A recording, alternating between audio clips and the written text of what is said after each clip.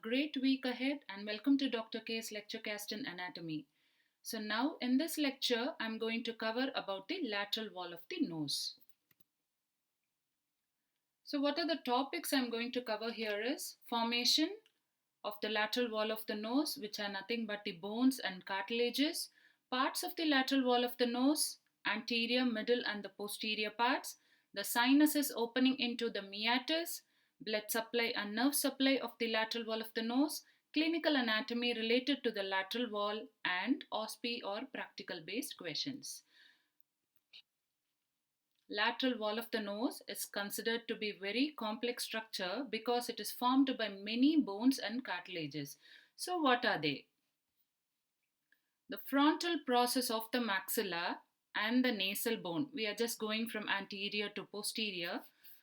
And next one is the lacrimal bone and the medial pterygoid plate of the sphenoid bone. Medial pterygoid plate and the lacrimal bone, which is here.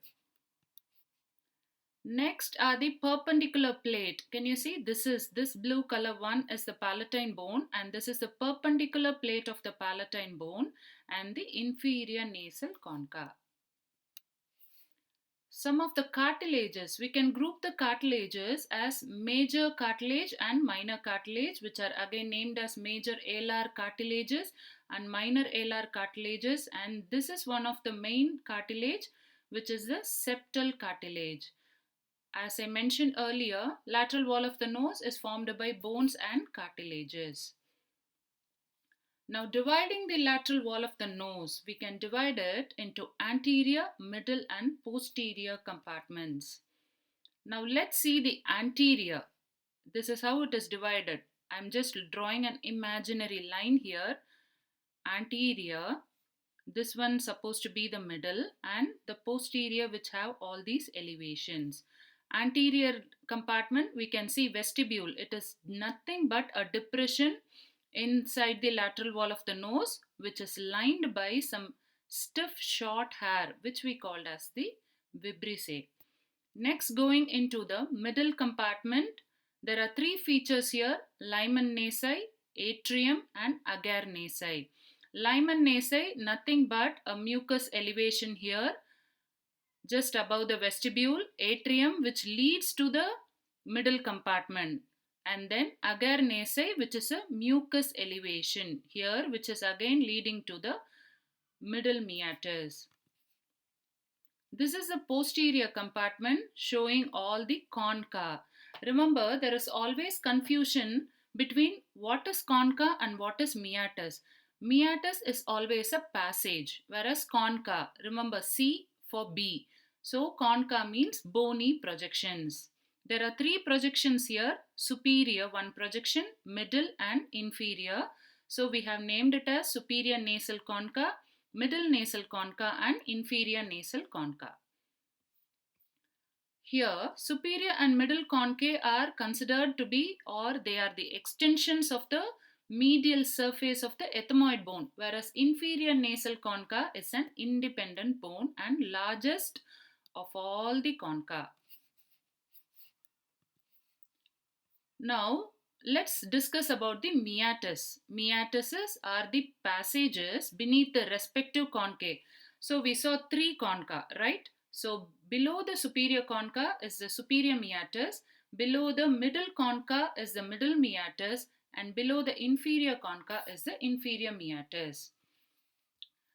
We already read in the paranasal air sinuses that all the air sinuses open somewhere in the lateral wall of the nose. So I have grouped all these openings.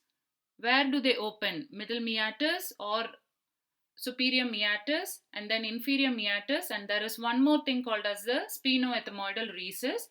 So here let's discuss about the middle meatus. Can you see here, middle meatus has two features. One is the hiatus semilunaris. Hiatus means opening, semilunar in shape, so hiatus semilunaris, and there is an elevation here which we call as the bulla ethmoidalis. Remember, bulla ethmoidalis is formed by the middle ethmoidal air sinus, so that opens here. And when coming to the hiatus semilunaris, anterior, middle and posterior parts. Anteriorly frontal sinus is here, so it comes and drains here through the infundibulum. And here we saw middle ethmoidal air sinus. So here in the middle aspect of the hiatus semilunaris, the anterior ethmoidal air sinus open, and posteriorly you can see the opening of the maxillary air sinus. Can you see here? This is the bulla ethmoidalis formed by the projections of middle ethmoidal air sinus.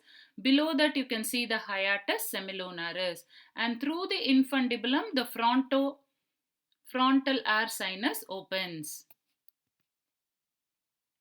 Coming to the superior meatus, there is only one structure opening into the superior meatus, which is the posterior ethmoidal air sinus. And can you see here, this is the sphenoidal air sinus. Above the superior concha, you can see a depression, which is the sphenoethmoidal recess. Here, the opening of the sphenoidal air sinus lies. You can see here the communication where the sphenoidal air sinus opens.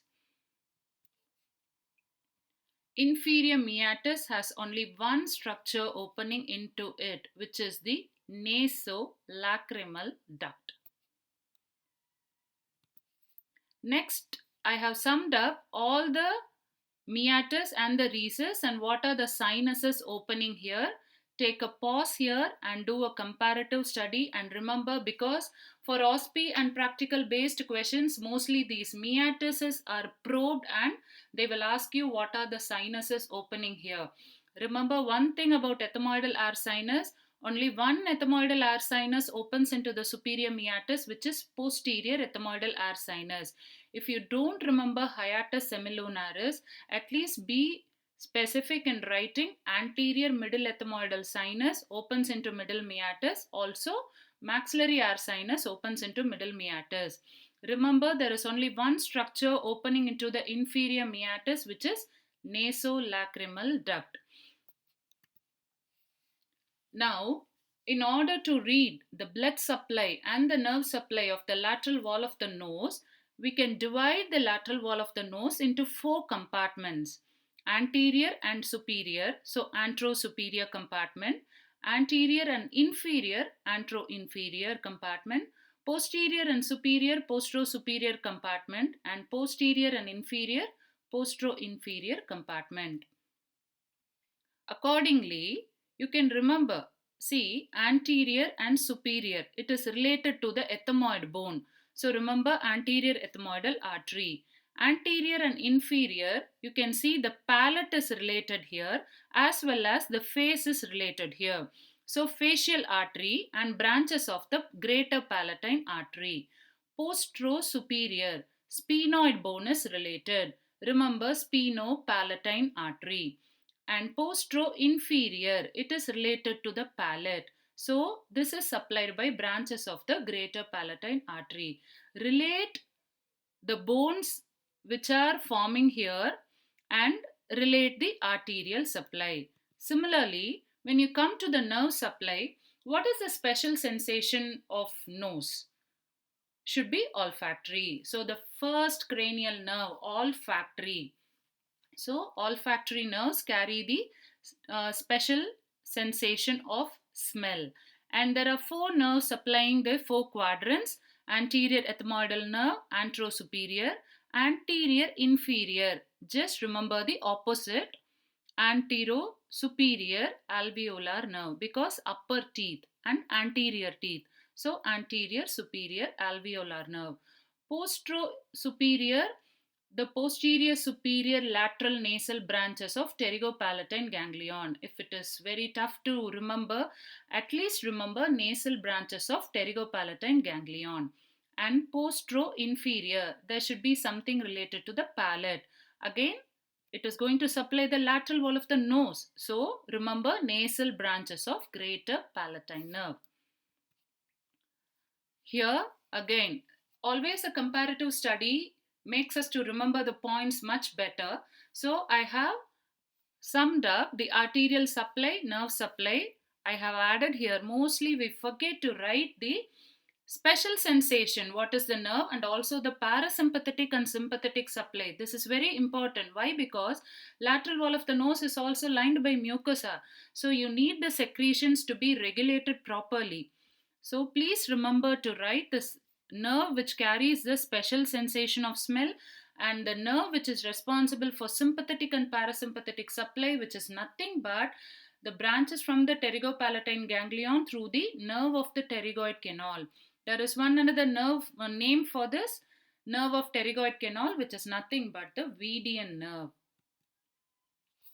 The venous drainage, the veins drain into facial vein, pterygoid and pharyngeal venous plexus. What is the applied anatomy? We always have a running nose.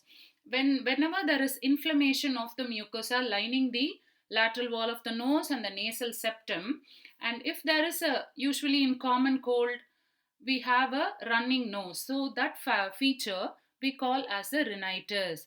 Itis means inflammation. So any infection causing the inflammation of the mucosa lining the nasal cavity.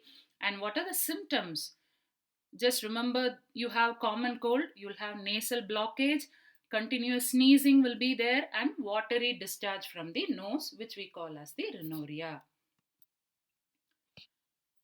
As we discussed earlier, the possible practical questions will be identify the meatus. So just either go from below what meatus they have pinned. If it is just above the palate, remember it will be the inferior meatus. So just go above. If it is, if they have pinned, let me go to a previous slide. I'll show you where. Yeah, here. If you go from above, if they have probed here, it will be the inferior meatus. So the only structure opening here is the nasolacrimal duct.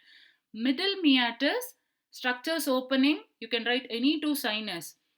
Anterior and middle ethmoidal sinus and maxillary sinus. If they have probed here, it is only the posterior ethmoidal sinus, and this is the superior meatus.